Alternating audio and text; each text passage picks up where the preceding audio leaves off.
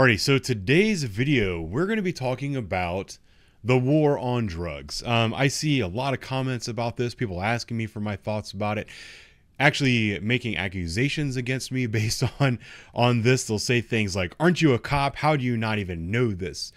So today what we're going to do is we're going to talk about my thoughts on the war on drugs and whether or not we should legalize drugs. Because a comment that I saw most recently that kind of triggered this idea was someone that said all drugs should be legal. They should be prescribed to you by a doctor, and you should be able to go to the pharmacy and get your drugs for free. Well, not for free, but you should be able to go to the pharmacy and get your drugs.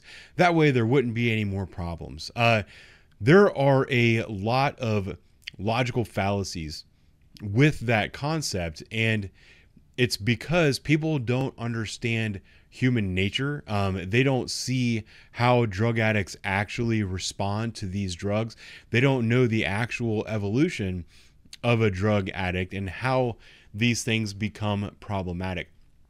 I think one of the ways that I want to kind of walk through this, and I have some other graphics that I'm going to show you here in a little bit, but I think the way I want to walk through this is I want to start kind of at the end on something I think we can all agree on, that dysfunctional drug addiction is a bad thing, right? Like, there are a lot of people in our current society who are so dependent on drugs that they are no longer functioning human beings. They're homeless. They're just going minute by minute, hour to hour, begging for change, using that money to go buy drugs. And then they overdose on these drugs. Overdose deaths are in the scale of like hundreds of thousands per year in the United States. Like, this is a very bad thing. People being addicted to things like fentanyl, cocaine, methamphetamine.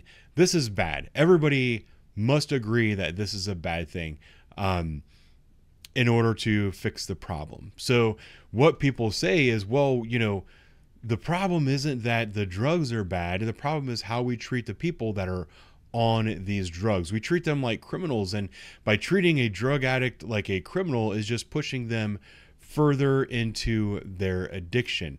It's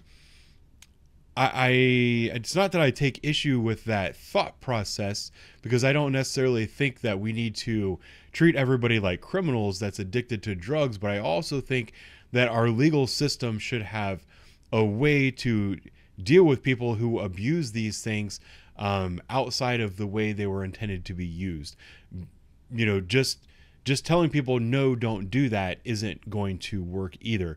So saying, well, this doesn't work, therefore we have to do this, that's not a solution as well. So I want to kind of walk through kind of logically my thought process on this, and I'd be interested in hearing your thoughts once I'm finished. If you comment without finishing the video, I'm going to ridicule you, because that's what I do. So one of the first things that I saw was this article saying that Biden should end America's longest war, the war on drugs. And it goes on to talk about how bad the war on drugs is and how many people are incarcerated for non-violent drug offenses. I want to kind of just touch on that briefly, because one of the reasons that so many people are incarcerated for non-violent drug offenses is, and I think I've talked about this on the channel before, often the only offense that we can actually pin somebody to is the drug offense, because they're raping people, shooting people, killing people, and witnesses refuse to testify, victims refuse to testify, victims refuse to cooperate. So these drug dealers, who are very violent people, are getting away with their violent crimes, and the only thing that we're able to pin them on is this drug offense, which is being labeled as non-violent. I'm here to tell you that of the drug dealers out there, the drug offenders, the percentage of them that are non-violent is incredibly small. There's a lot of violence that comes along with the drug trade. And the only way we're able to put a lot of these guys away is because we catch them with large amounts of drugs, or we can get people that will testify that they sold them large amounts of drugs, something like that. But generally speaking, it's because we actually caught them with the drugs on them, or we raided their house and found a large amount of drugs in their house. Therefore, they aren't convicted of rape, murder, shooting, you know, all this hoarding stolen materials, all of the things that these drug dealers do. What they are convicted of is a drug offense, and they're being labeled as non-violent drug offenders, which is a misnomer. Next thing I want to go over is I found this article using a couple of DOJ resources because that should lend some credibility to my opinion. Apparently, maybe, I don't know. We'll see.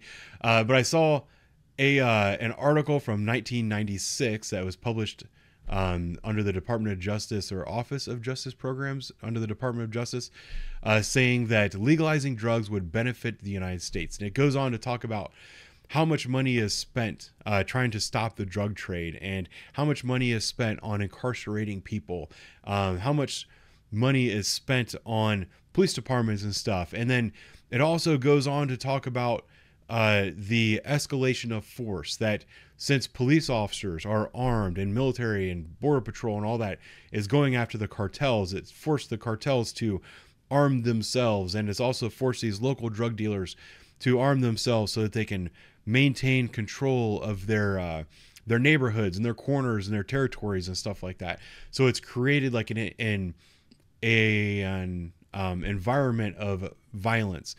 And they're saying that this is simply because these drugs are illegal. If these drugs were legal, then we wouldn't have this problem. That's kind of the argument that is being made.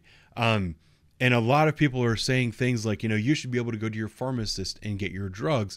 That way it would take out the cartels, it would take out all these other people, and you could go from there. Well, here is an article from January of 2023, and it has a Chester County doctor has been sentenced to 2 years in prison for operating a pill mill of the Mainline Pain Clinic.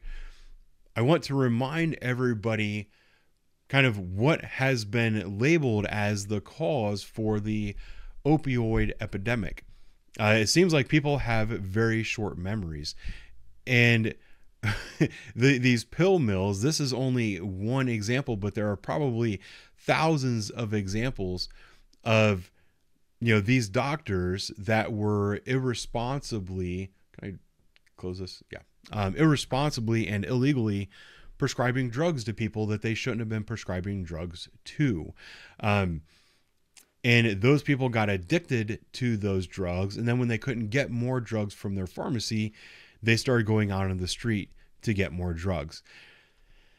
This is a common thing. This is kind of like a human nature thing. And this is the reason that simply legalizing drugs will not help, and it will not stop this like overdose and crime problem that we have. Because here's how it works. You know, let's say you are a regular person and there are no restrictions to getting prescriptions for things like Percocets, oxycodone, Xanax, Adderall. I got another article coming up, but you know, a lot of those drugs, either stimulants or opiates or whatever, you're not in pain, but you want to use those drugs and they're legal. So you go to your doctor and you say, hey, I would like to get some oxys, please. So your doctor gives you, I don't know, enough oxy so that you can have several 10 milligram pills a day for 30 days. And then every 30 days you go and you refill your prescription. When you first start taking those oxys, they have an effect on you. You take 3 a day, keeps you nice and mellow, keeps you relaxed. You know, you're feeling good. You do that for a couple of days, couple of weeks, couple of months, and that 10 milligram tablet no longer has that effect on you. So you've got a big bottle of pills. You start taking 2 at a time, 1.5 at a time. And then after a while, you start taking 2 at a time because your body is building up a tolerance to these drugs. Your prescription runs out. You go to the doctor. You're like, hey, man, I had to up my dose. I'm taking 20 milligrams at a time. Can you refill my prescription? And the doctor's like, yeah, sure, go ahead. So now you're getting twice as many pills every 30 days. You're going to get to a point where you're taking, your tolerance is building up more and more and more over time, that you're going to say, you know what, these oxys aren't cutting it anymore. I need some fentanyl. Now in this extreme libertarian world that we live in, sure, the doctor will say, yeah, I'll give you some fentanyl strips. Here's the amount of fentanyl that is deemed safe per day. I'll let you have that. You start taking these fentanyl strips, and then after a little while, you actually build up a tolerance to these fentanyl strips. You go to your doctor and you say, "Doc, I need more. This isn't cutting it anymore. I need this stuff." Not only am I not getting high anymore, but after a few hours of taking my prescribed dose, I'm actually getting sick because my body is craving this stuff at an extreme level. I'm vomiting, I'm getting diarrhea, I'm getting the chills. I need more drugs in order to keep me healthy. And the doctor is going to look at your body weight, your age, all your numbers, and you say, "Listen, I'm already giving you the maximum dose. I can't give you, ethically, I can't give you any more." So then you leave this doctor's office where you were getting your drugs prescribed to you for a long period of time, and you got to find your drugs. Where are you going to get them? You're going to get them on the black market, the same black market that you would have gotten them if your doctor was not prescribing those drugs to you. It doesn't matter if it's an opiate or if it's some kind of stimulant. It's the same thing is going to happen. The other thing is that people start mixing all these drugs. They need to take their opiates in order to feel well because they have an opiate addiction. And when you haven't had an opiate for a long time, it makes you like sick to your stomach, vomiting, cold sweats, shivers, diarrhea. The effects are horrible. So you're upping your dose daily on the amount of opiates that you're taking. But in order to keep from being sleepy all the time, passing out, just laying on the ground, a useless opiate addict, you have to mix in some stimulants. So when you go and you get your oxys, you also get a prescription for Adderall. As you increase your dosage for your oxys, you also have to increase your dosage for Adderall. You're going to get to a point where the doctor is going to say, "Listen, if I give you any more Adderall, any more stimulants, your heart is going to explode. At this point in time, I'm going to cut you off." So you had a person that started on oxys. Next thing you know, they're buying fentanyl on the street. You have a person that you started on Adderall, and next thing you know, they're buying cocaine out on the street. You're going to have these people that are so addicted to cocaine and fentanyl that they become dysfunctional addicts. They become homeless, dysfunctional addicts because they're spending every single dime that they have in order to get the drugs that they need. Now you have these people out on the street. They're roaming up and down the street, begging for money constantly. They're breaking into people's houses, breaking into people's cars, committing armed robberies because they need money to buy their drugs. What you've created is a class of drug addicted people that are out there committing crimes and being a drag on our society. They're tying up emergency services. They're overdosing all over the place. They're passing out in front of elementary schools. They're passing out in people's backyards. They're breaking into cars and passing out in old ladies' cars. These are things that I see on a daily basis. This is the evolution of being a drug addict. We have actually witnessed this before, and it started with this whole pill mill scenario that was in the late 90s, early 2000s. You can legalize drugs all you want. The people that are using those drugs are still going to escalate to a point where they become dysfunctional addicts. I brought this article up, but I think I've already kind of discussed it. This is an article that talks about stimulants because, I was talking about opiates and talks about who uses these stimulants. And it talks actually about the danger of abuse and dependency, how that happens, what is kind of the outcome of that. And it's basically what I just described. You're given these drugs by a doctor, you use them for a certain amount of time, and you build up a tolerance where you need to increase your dose. Either that, or you're using them for a certain amount of time because they were necessary. And then your doctor says, "You know what? These are no longer necessary. I'm going to take you off of these for your own health." Now you're addicted to these substances and you need to get them some way. You're going to turn to the black market. That is simply how everything works. And once you've turned to the black market, you're going to be in the same position that drug addicts currently are. If you follow this stuff through logically, you're going to get to the same place that we are now. That's just how things work. Now, when we talk about whether or not it should be a crime, there needs to be a method to force these people to stop their actions. Now, is arresting people for possession of drugs, is treating addiction like criminal behavior, is that 100% a perfect solution? No. There's going to be people out there that become addicted to drugs, become homeless, start buying drugs on the street, and get so fed up with their life that they can't take it anymore that they get themselves into a treatment facility. There's going to be some of those people that will actually crawl into an abandoned house and fight off the withdrawal symptoms and get themselves clean. There are going to be people that do that, but there's going to be a lot of people that don't. I've also talked to dozens, if not hundreds of people on the street who I knew from when they were homeless and they were addicted to drugs. And then I see them and they're actually functional people driving a car, going to work in the morning, getting coffee at the same gas station that I get my coffee at. And they'll see me and they'll say, "Hey man, how have you been?" And I'll talk to them. I'll shake their hand. I can see that their eyes are bright. They're awake. Their skin looks good. And I'll say, "Dude, what's going on? How'd you get clean?" And he'll say, I got arrested, man. I did 9 months in county. And during that 9 months, I was able to get into a counseling program. I started AA. I started going to church. I got spiritual. I did all these things, and now I'm no longer addicted to drugs. Sorry, my dog is kicking my camera. Haggard, get out of here.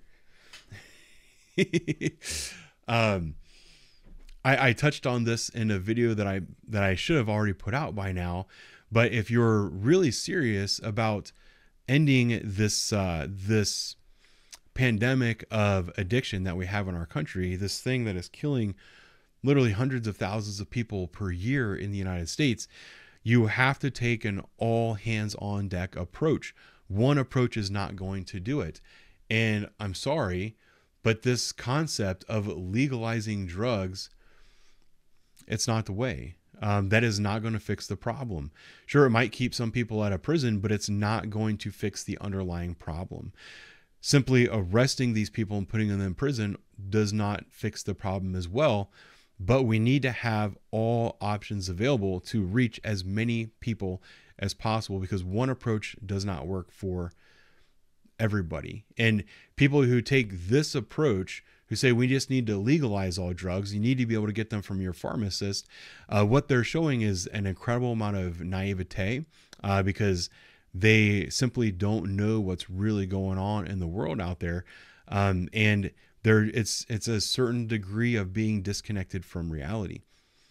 So I don't know. I don't necessarily think that the war on drugs is the answer. I don't hate people that abuse drugs. Well, to a certain degree, I do, because it's very frustrating. And after dealing with them for a long period of time, it's really hard not to hate that activity. And it's when you hate that activity, it's hard not to have that anger bleed over to the individual. That's just the reality of the world that we live in. And we need to be honest about these things. So I don't know. I just wanted to go down this little road, a little thought process, give you something to think about, give you my thoughts on it. And I don't know. Go ahead and let me have it in the comments. I'll talk to you guys later.